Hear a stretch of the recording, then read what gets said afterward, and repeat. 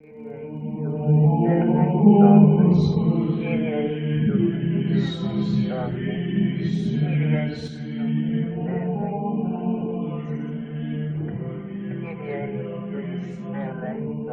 heavenly King, Comforter, Spirit of truth, who art everywhere present and fillest all things, treasury of blessings and giver of life, come and dwell within us, cleanse us of all stain, and save our souls, O gracious one. Can we be hopeful maybe that the majority won't be in hell? That seems to be Pope Benedict's view. If you go to Salvi, he notes in this magisterial document, though he's not putting this forward as magisterial. In other words, the document is magisterial and what it teaches on the whole is magisterial. However, these propositions in this magisterial document are not authoritative because you do find that. I mean, you have instances in magisterial documents where some propositions are authoritative, others are just merely opinions. And so you have to distinguish between them. In this particular case, he straight up tells us that this is something that is effectively not a magisterial proposition. And I'll show you where he does that. All right, but notice what he says here. This seems to be his opinion. There can be people who have totally destroyed their desire for truth and readiness to love people for whom everything has become a lie. People who have lived for hatred and have suppressed all love within themselves. This is a terrifying thought, but alarming profiles of this type can be seen in certain figures of our own history. In such people, all would be beyond remedy, and the destruction of good would be irrevocable. This is what we mean by the word hell.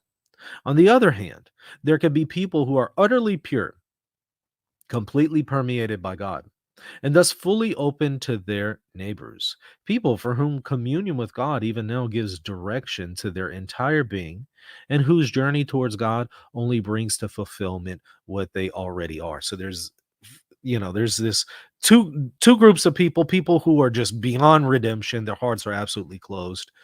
They go to hell. There's this other people who are so pure and so open to God that when they die, they immediately go to heaven. No need for purgation. But notice what he says now.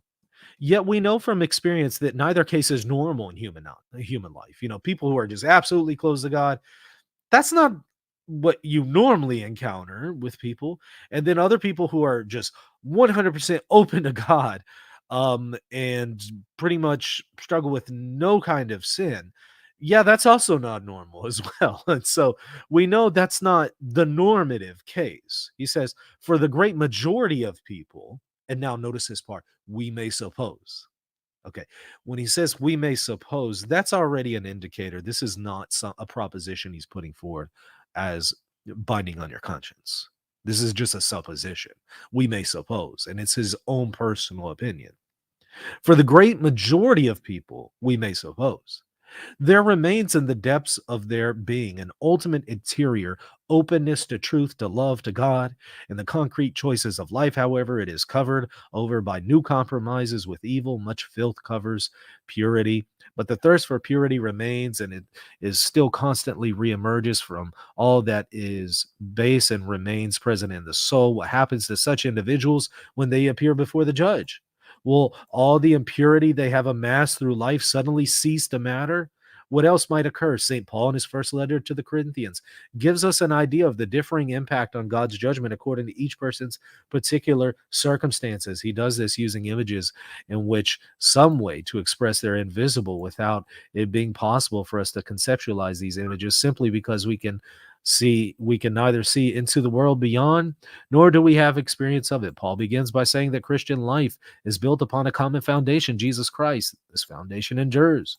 If we have stood firm on this foundation and built our life upon it, we know that it cannot be taken away from us even in death. And then Paul continues, now if anyone builds on the foundation with gold, precious stones, wood, hay, straw, each man's work will become manifest, for the day will disclose it, because it will be revealed with fire, and the fire will test what sort of work each has done. If the work which any man has built on the foundation survives, he will receive a reward. If any man's work is burned up, he will suffer loss, though he himself will be saved, but only as through fire. And so what are we seeing him say?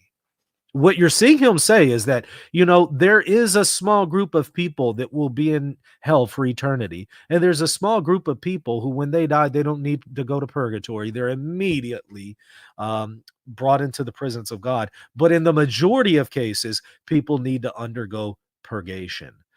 And he notes they will be saved, but only as through fire. So, in other words, it seems that Benedict's opinion was that the majority of people will be redeemed, though the majority of people would need to go through purgation.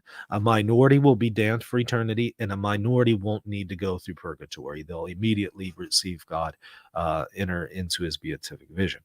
Um, that's his opinion. That's his opinion. That's not binding on your conscience.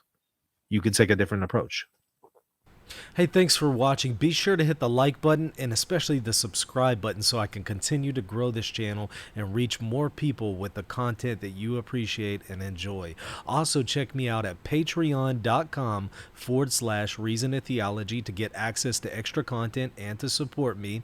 And also check out the GoFundMe link that is there in the show notes. That will help me continue to grow this channel and to keep the lights on, if you will. And at the very least, please support me with your prayers. God bless. Are you a Catholic thinking about converting to Eastern Orthodoxy? Or are you a Protestant discerning whether or not to become Catholic or Eastern Orthodox? If so, I have the book just for you. It's called Answering Orthodoxy and engages all of the arguments that Eastern Orthodox use against the Catholic Church. I respond to all of them. I show that they are in error, and in fact, they're inconsistent, because the things that Orthodox are objecting to are in fact found in their own tradition. So the fullness of the faith can only be found in the Catholic Church. Check out the book right now at shop.catholic.com for your copy today.